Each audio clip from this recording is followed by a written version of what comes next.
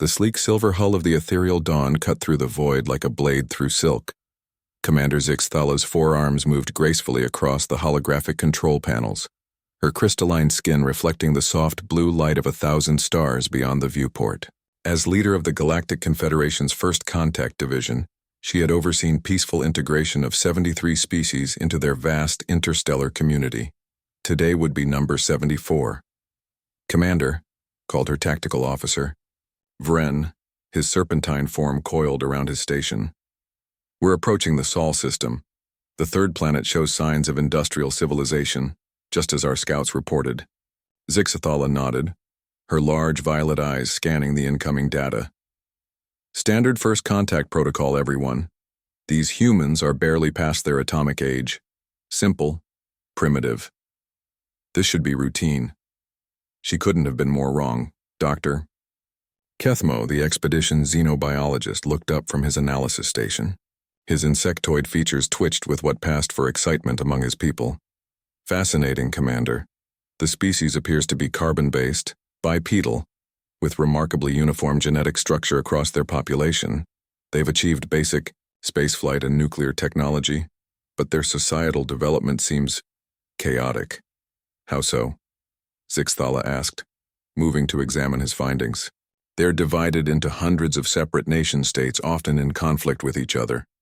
Yet they've somehow avoided complete self-destruction. Most species either unite before achieving nuclear capability or don't survive to tell about. And Navigator Gilex, a floating jellyfish-like being encased in a mobility suit filled with his homeworld's methane atmosphere, pulsed a concerned yellow. Commander, I'm detecting massive military installations across their planet. Weapon systems that could be problematic. For a species that can barely leave their own atmosphere? Zixthala laughed, a sound like wind chimes in a gentle breeze. Gilex, we have energy shields that could deflect their most powerful weapons. Our medical nanites could heal any injury they might inflict. Really, what's the worst that could happen? The worst, as it turned out, was about to happen. Beginning. Descent to their primary continent, Vren announced. I've selected what appears to be their most advanced nation-state, the one called United States of America. Their technology levels are highest there. As the ethereal dawn descended through Earth's atmosphere, its advanced cloaking systems keeping it invisible to human detection methods, the crew prepared for what they assumed would be another routine first contact. They had no way of knowing that far below, in a reinforced bunker beneath the Colorado mountains, General Sarah Martinez was staring at a screen that showed something that shouldn't exist. Sir, reported Sergeant Chen, barely containing his excitement. The new gravitational detection array is picking up a massive anomaly. Something big just entered our atmosphere. General Martinez, a 40-year veteran of conflicts across 3 continents, felt the familiar cold knot in her stomach that came before battle. How big? Roughly the size of a destroyer, ma'am. But it's not showing up on any of our other sensors. Whatever it is, it's using technology we've never seen before. Martinez nodded grimly. In her experience, when something seemed too good to be true, like visitors from the stars coming in peace, it usually was. Alert DEFCON 2 and wake up the president. Looks like we're about to find out if those billions we spent on the Prometheus project were worth it. High above, Zixathala felt the first stirrings of unease as her ship's sensors began picking up unusual energy readings from the planet below. But she dismissed them quickly. After all, what could a primitive species like humanity possibly do to threaten the most advanced civilization in the galaxy? She was about to find out that evolution on Earth had taken a very different path than anywhere else in the known universe. And sometimes, being apex predators in one environment meant you could adapt to become apex predators in any environment, even space. The ethereal dawn touched down in a clearing 30 miles outside Denver, Colorado, at exactly 14:30 hours local time. Zixthala adjusted her universal translator and stepped onto the ramp, flanked by her diplomatic team. The Earth's air felt thick and oxygen-rich, perfect for most carbon-based life forms. Remember, she said to her team, maintain peaceful intentions. These humans are primitive but potentially valuable additions to our community. Their world has remarkable biodiversity, and preliminary scans suggest they might have unique problem-solving capabilities. Dr. Kethmo chittered nervously. Commander, I'm still concerned about the military readings we detected. For such a young species, they seem remarkably organized for warfare. Every species goes through violent phases, Zixthala replied, with the confidence of 73 successful first contacts. Once they see what we can offer, clean energy, medical technology, faster than light travel, they'll abandon their primitive ways. What she didn't know was that 12 miles away, Staff Sergeant Jake Morrison was lying perfectly still in a ghillie suit he'd been wearing for the past 6 hours, watching her through the scope of a rifle that didn't officially exist. The Barrett M82A1EX had been modified with railgun technology and ammunition designed specifically for unknown threats. "Control, this is Overwatch," Morrison whispered into his throat mic. "I count 4 tangos, various species, approaching the LZ. They don't appear to be armed, but I'm reading some kind of energy field around them." In the command bunker, General Martinez studied the satellite feeds from 3 different angles. "Copy, Overwatch.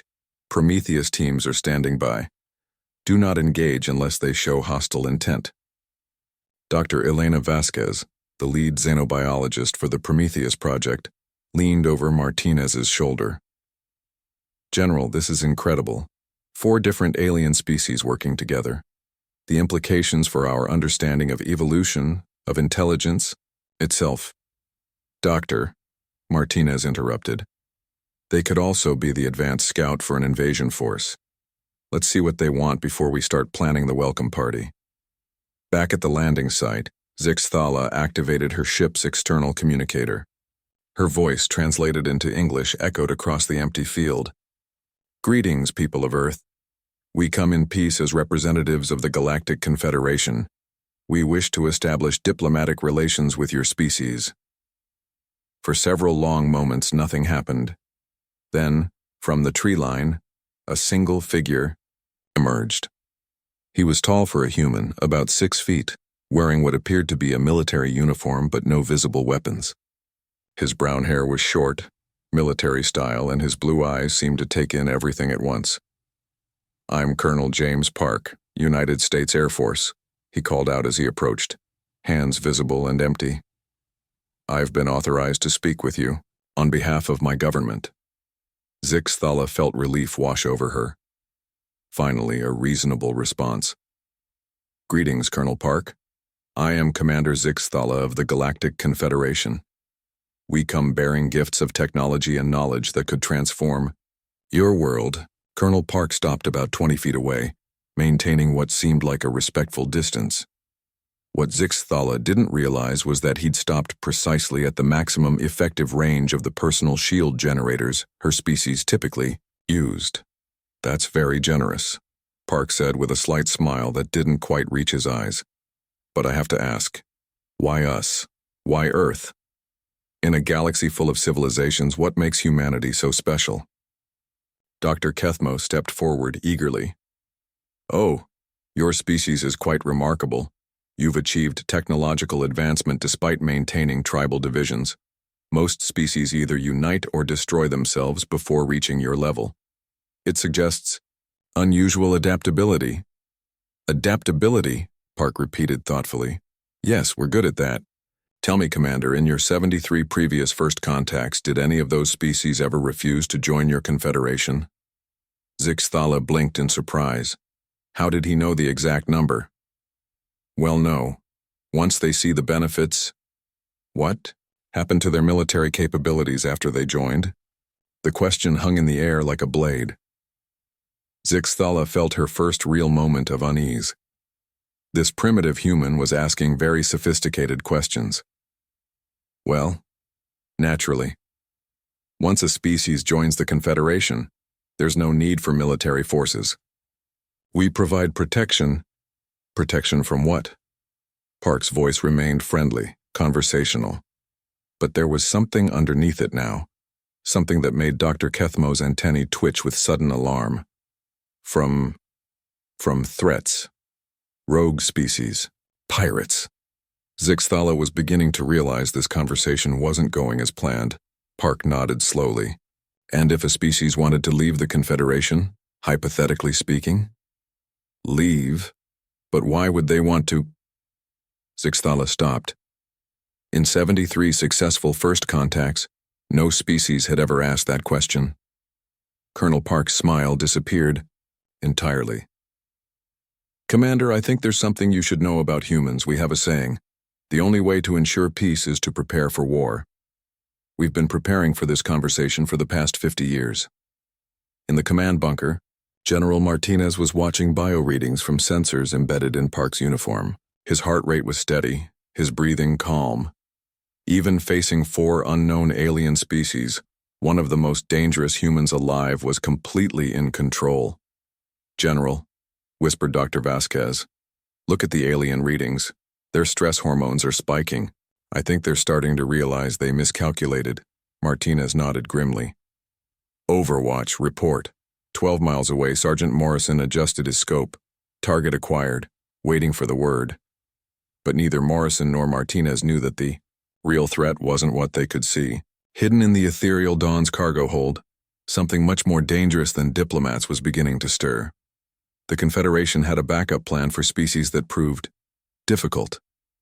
And Colonel Park, despite all his preparation, despite all of humanity's planning, had no idea that he was about to discover why the galaxy's most peaceful organization had never had a single species refuse membership.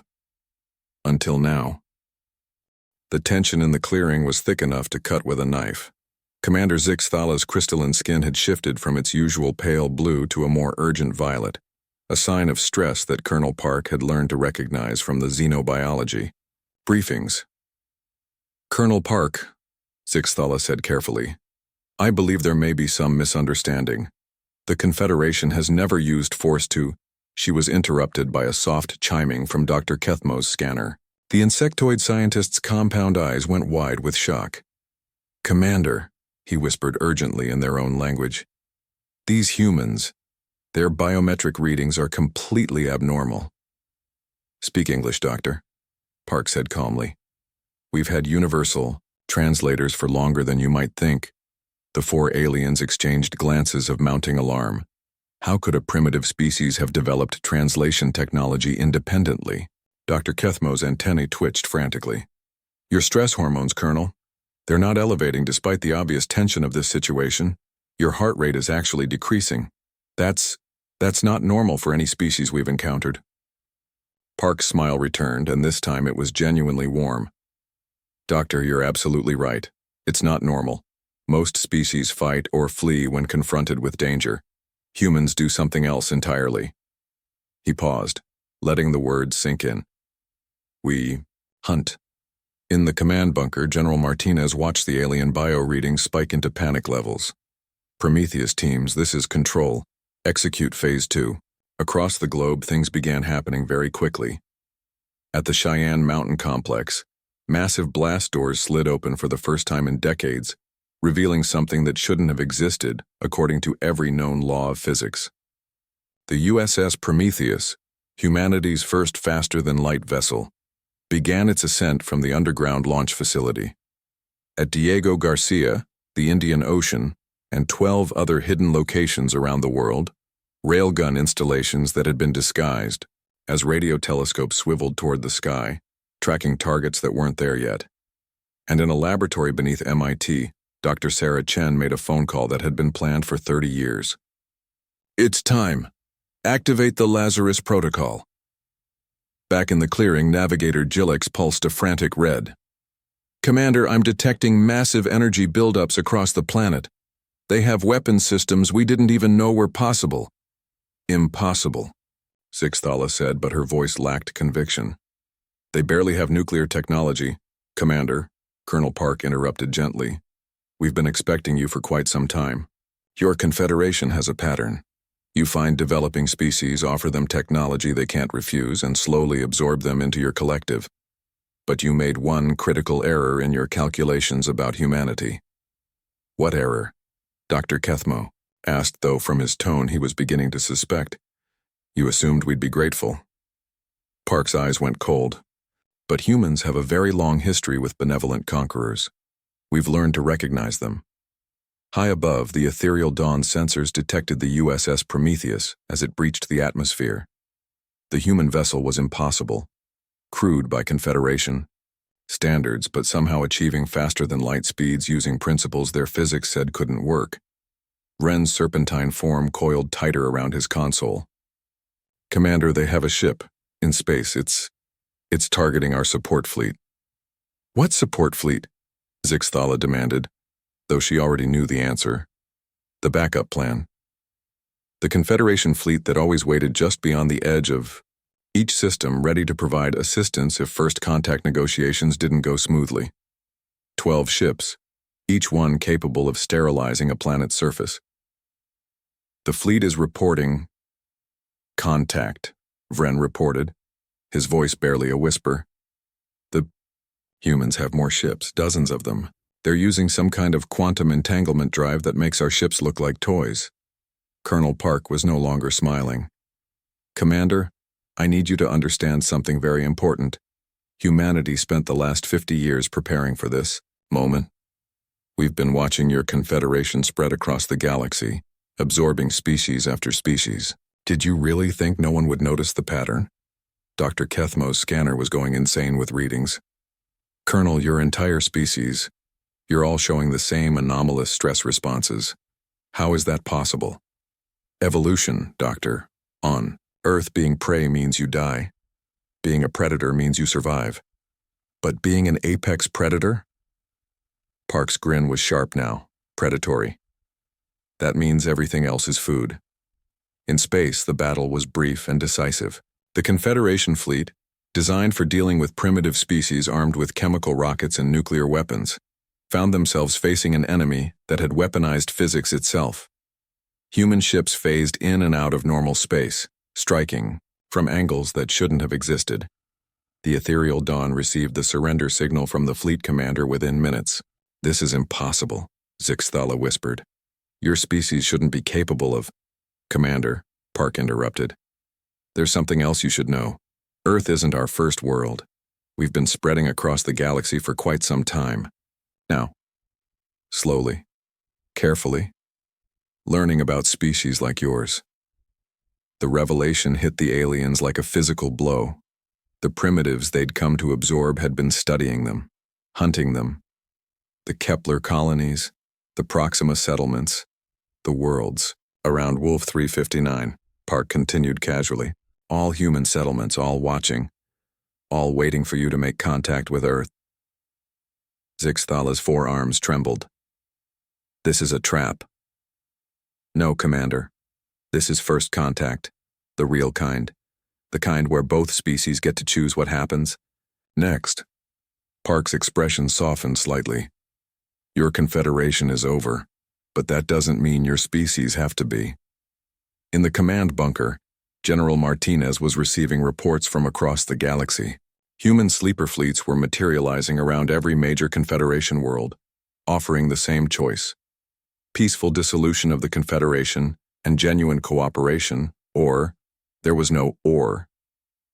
Every species in the Confederation was realizing simultaneously that they'd been living in a cage they hadn't even known existed, and the keyholder had just revealed himself.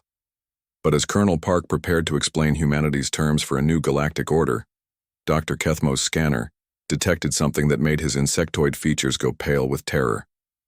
"Colonel," he whispered, "there's something you need to know about the Confederation. Something we haven't told you." Park raised an eyebrow. "I'm listening." "The Confederation isn't the apex species in the galaxy. We're the prey too, and the things we've been running from." Dr. Kethmo's voice was barely audible. "They just detected what happened here. They're coming." For the first time since the conversation began, Colonel Park's bio-readings showed a spike in stress hormones, but only for a moment. Then his smile returned sharper than ever. "Doctor," he said quietly, "I was hoping you'd say that." The silence in the clearing stretched for what felt like an eternity. Dr. Kethmo's scanner continued to beep frantically as he processed the data streaming in from deep space monitors across the galaxy. "Colonel Park," Commander Zixthala said, slowly, her voice trembling, "you don't understand what you've done.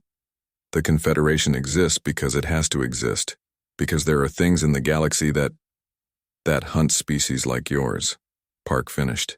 Yes, we know about the Devourers. The four aliens stared at him in shock. Dr. Kethmo dropped his scanner entirely. Impossible, whispered Navigator Gilex, his jellyfish-like form pulsing a terrified white. No species has ever encountered the Devourers and survived to tell about it. They're theoretical. They're very real, Park said grimly. And they've been hunting humans for over 200 years. In the command bunker, General Martinez was receiving reports that chilled her to the bone.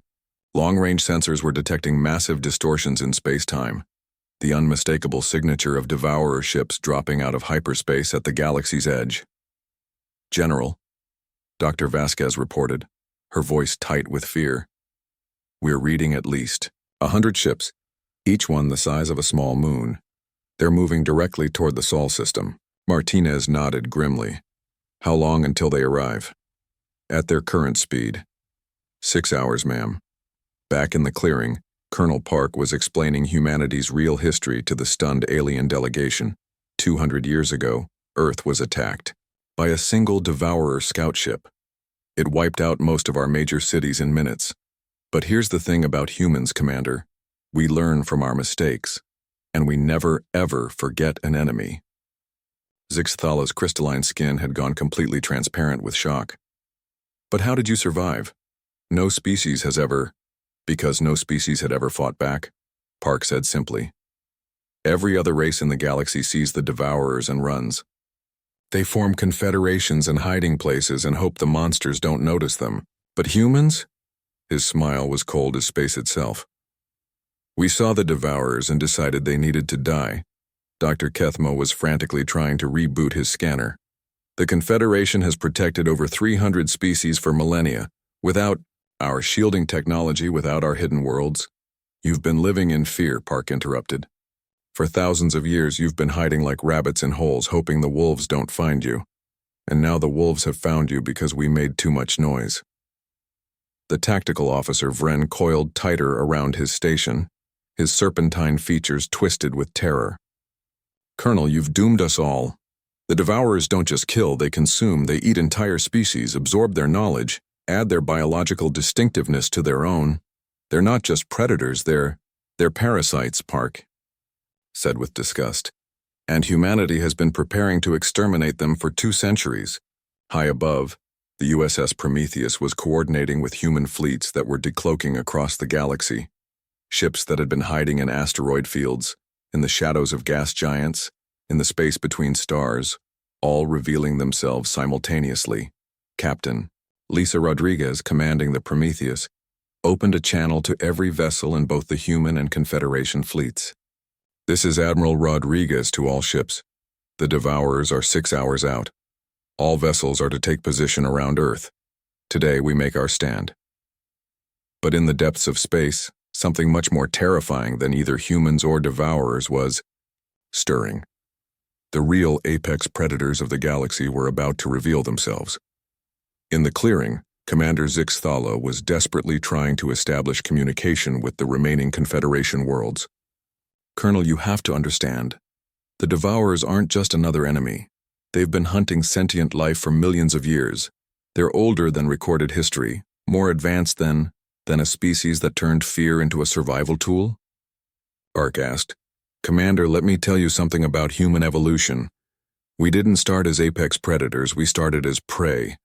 Do you know what that means? Dr. Kethmo was running calculations on his repaired scanner, his compound eyes wide with growing realization. It means you evolved specifically to hunt things that were hunting you. Exactly. Park's grin was sharp enough to cut steel. Every human alive is descended from ancestors who survived being hunted by things bigger, stronger, and more dangerous than they were. We learned to make tools, to work together, to think our way out of impossible situations. And most importantly, his expression went deadly serious. We learned that the best defense is a good offense. Navigator Gilex pulsed a frantic purple. Colonel, my ship's sensors are detecting something impossible. The Devourer fleet. It's slowing down. They're being cautious, Park said with satisfaction. Good. That means our reputation precedes us. But Dr. Kethmo's scanner was now showing readings that made no sense at all. Colonel, there's something else out there. Something behind the Devourers. Something that's been following them. The revelation hit everyone in the clearing like a physical blow. If something was hunting the Devourers, then what did that make? Humanity? Colonel Park's communication device crackled to life. Colonel, this is General Martinez. We're receiving a transmission from the Devourer fleet. They're requesting permission to surrender. For a moment, the only sound was the wind through the trees. Then Colonel Park threw back his head and laughed, a sound that chilled the aliens to their cores. Tell them, Park said into his communicator, that surrender is not an option. They started this war 200 years ago. Today we finish it. But as the human fleets prepared for the final battle against the Devourers, none of them realized that the true test was yet to come. Because the thing that had been following the Devourers wasn't another predator. It was their creator. And it had been waiting a very long time to meet the species that had dared to hunt its children. The galaxy was about to discover that the real apex predators weren't human, weren't the Devourers, and weren't even the mysterious beings that had created them. They were something else entirely. Something that had been sleeping in the void between galaxies, waiting for a species worthy of their attention. And humanity had just proven themselves very, very worthy indeed. Epilogue. The new apex, 3 months after what the galactic historians would eventually call the day the hunters became the hunted, Colonel James Park stood on the observation deck of the newly constructed Terran command station, watching the last of the Devourer ships being escorted to the processing facilities on Luna. The battle had lasted exactly 47 minutes. It wasn't that the Devourers were weak. They were still among the most terrifying forces the galaxy had ever produced. It was that humanity had spent 2 centuries preparing for exactly this moment.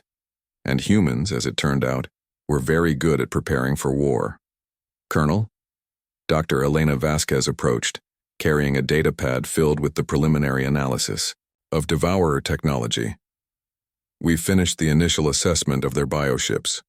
Park nodded without taking his eyes off the captured vessels. Each one was the size of a small city, grown rather than built, and designed specifically for consuming entire species. What did we learn? They're not the original models, Vasquez said quietly. These Devourers are, how do I put this?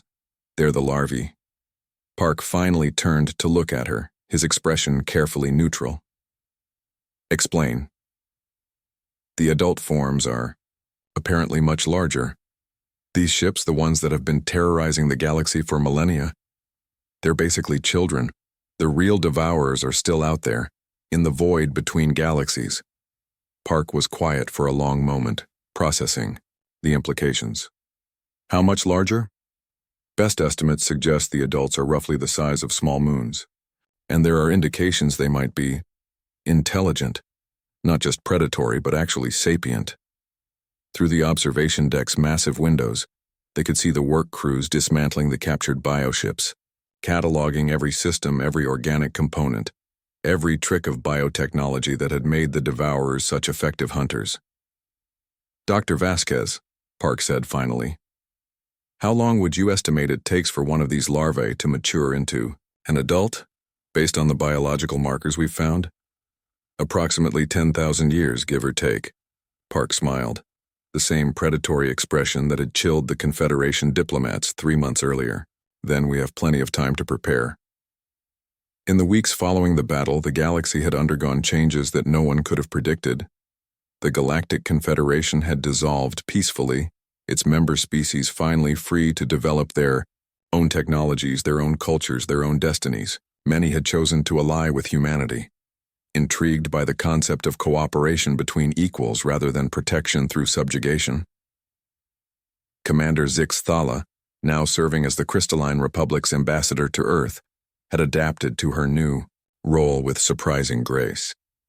Her species, it turned out, were remarkable engineers when they weren't focused on hiding from galactic threats. Dr. Kethmo had joined the Human Confederation Joint Research Initiative, his insectoid species natural, Analytical abilities proving invaluable in understanding devourer biotechnology. His people had a gift for pattern recognition that complemented human intuition perfectly. Even Navigator Gillix had found a new purpose, his species' ability to navigate hyperspace proving crucial as humanity began establishing trade routes and communication networks across what had once been Confederation territory. But it was Tactical Officer Vren who had perhaps made the most surprising discovery of all. "Colonel Park," he reported during their weekly briefing, "we've finished analyzing the Devourer navigation logs. And they weren't hunting randomly. They were following a specific pattern, targeting species that showed certain technological and biological markers." Vren's serpentine form coiled nervously. "Species that might eventually threaten something else." Park raised an eyebrow. "Something else?" "Colonel, the Devourers weren't apex predators. They were antibodies. Something created them specifically to prevent the galaxy from developing certain types of civilizations. The implications hung in the air like a sword. If the Devourers were artificial constructs designed to cull developing species, then what did their creators have planned for a species that had successfully defeated their creations? "How long?" Park asked quietly, "before the creators notice that their antibodies have failed?" "Unknown, sir. But based on the communication logs we've decrypted from the bioships, I'd estimate we have maybe 50 years before they send something more effective." Park nodded slowly. 50 years to prepare for something that could create the Devourers as a mere biological tool. 50 years to get ready for the real apex predators of the galaxy. "Dr. Vasquez," he said, turning to the xenobiologist, "I want you to begin Project Darwin immediately." "Sir?" "If something out there is using biological weapons to control galactic evolution, then it's time to show them what human evolution looks like when we do it on purpose."